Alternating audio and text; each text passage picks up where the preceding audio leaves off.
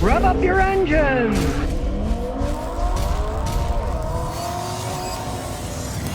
The price of trucks have gone insane. Some of them are 90,000 bucks. Guy bought this used F-150. He paid $8,400. It's got like 140,000 miles on it.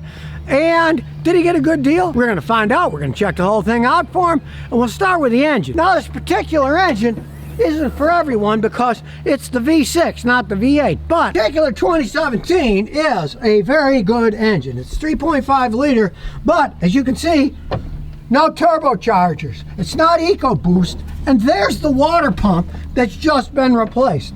Notice it's on the outside, and you can change that thing out in like half an hour if you're in a hurry. This is not the V6 with the water pump that runs off the timing chain inside the engine. If it breaks, then what happens? Oil gets in the engine, destroys your engine. This one, if it breaks, it just leaks water on the front, you put another one on. This one was leaking, so he replaced it himself. No big deal. Now, like I say, most guys want a V8, pulling, hauling, whatever. This guy's using this as just a normal truck driving around. Yeah, he throws crap in the back in the bed, right? But he's not towing a bunch of stuff.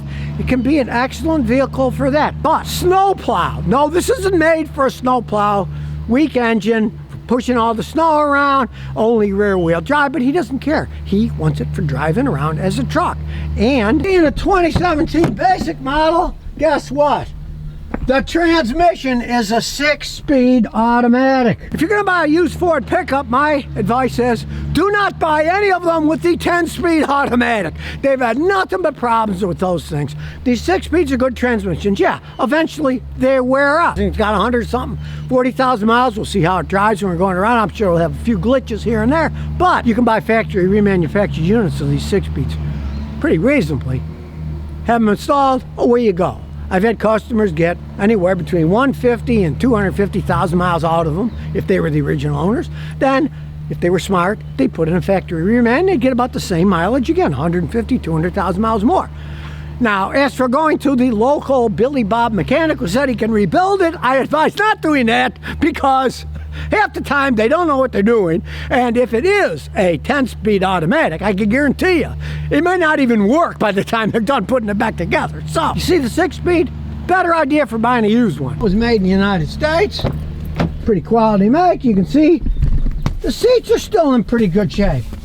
Obviously, it wasn't a gigantic fat guy who drove it because the seat's still in pretty good shape, right?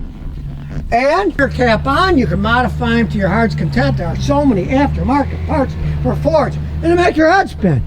Now, he bought this used from Virginia and had it shipped here to New York. As I always warn people, look under one to see if it's rusted. Now, it might look rusty, but that's superficial rust. This is a Virginia car. Solid as can be. Now, it does have a keyless remote. I don't like that, but what can you do? Get the old giant Autel scanner going here. Standalone Diagnostics. 150, 3.5, 2017 automatic.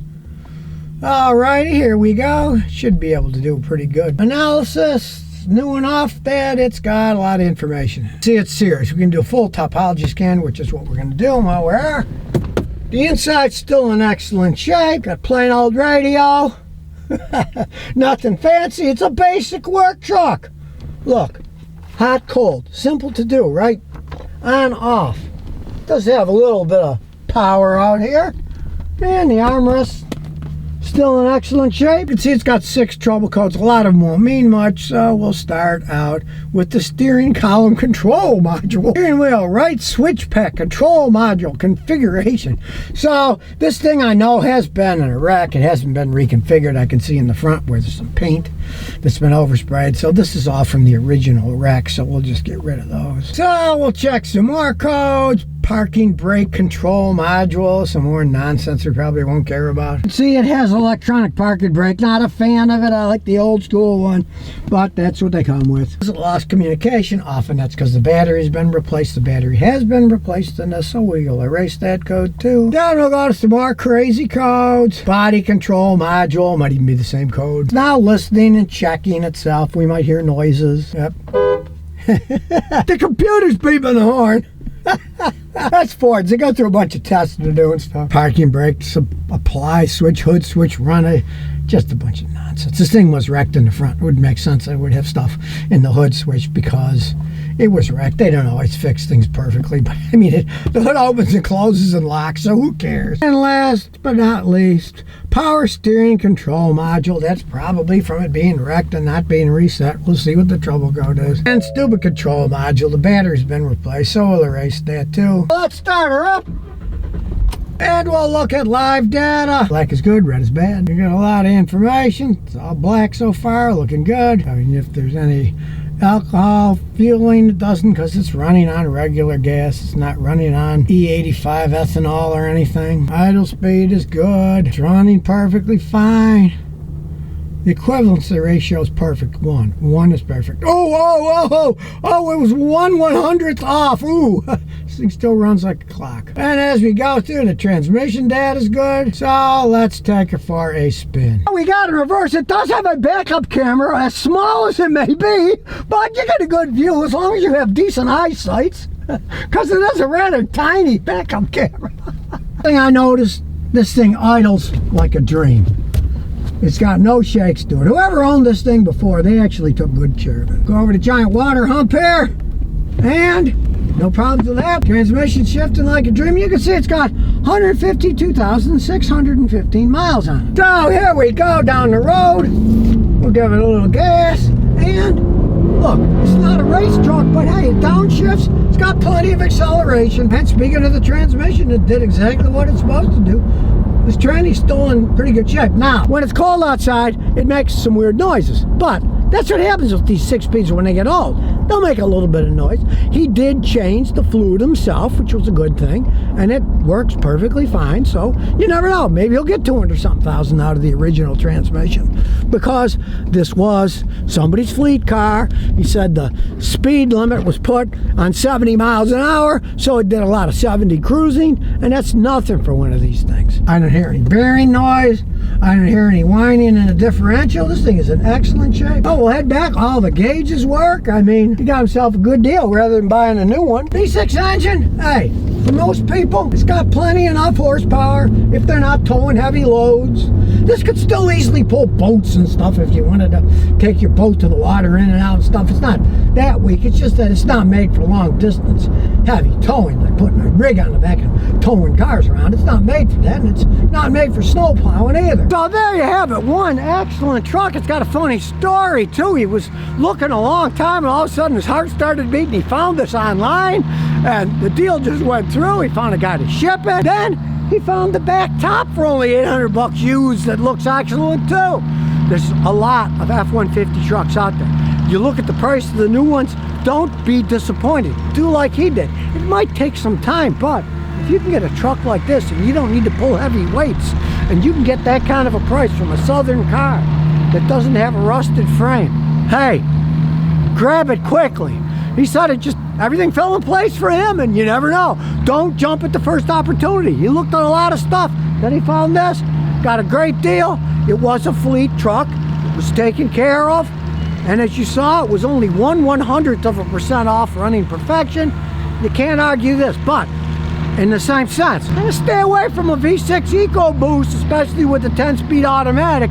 You're going to have expensive problems in the future. The only real expense this thing could have, maybe it'll get 200-something thousand, then it might need a new 6-speed transmission, but that's really not that big of a deal. In the overall picture, when you consider what he paid for it, the lifetime that he can get out of it, don't poo-poo buying a used one. And here's some bonus questions and answers. 2013 great again. Says my original CVT Nissan transmission hasn't broken. It's got 61,000 miles and counting. Okay, well, good for you, but 61,000 miles isn't much if you ask me. I mean, let's face the facts. 61,000 miles is not that much. I've seen Toyotas with 361 and they're still going. But pray, change your fluid every 30,000 miles in that and baby it, because that's the weakest CVTs in the world. But you're getting it. Whatever you've been doing, keep doing it and take care of it. And stay away from flood water. Flood water will destroy those things. Girl next door says, I only drive 5,000 miles a year. Should I change the oil every 5,000 miles or every 3 to 6 months? Okay. Change your oil and filter every 5,000 miles if you use full synthetic and a synthetic oil filter. Okay? If you only drive 5,000 miles, do it once a year. Now, let's say you drive 4,000 miles. I'd still say change your oil once a year. Every 5,000 miles or once a year. That's the general rule of thumb you want to follow. Sports God 05 says, Scotty, I got a 99 Dodge Caravan, 164,000 miles. I was driving 60. My ABS light came on. The gauges stopped working. After I stopped for 30 minutes, it worked perfectly. What could be wrong? Okay, your ABS lights came on and your gauges stopped working. A lot of times, that's a bit of a failure in your ignition switch. Have your ignition switch checked, right? Now, the other thing is, have both your battery load tested and your alternator load tested.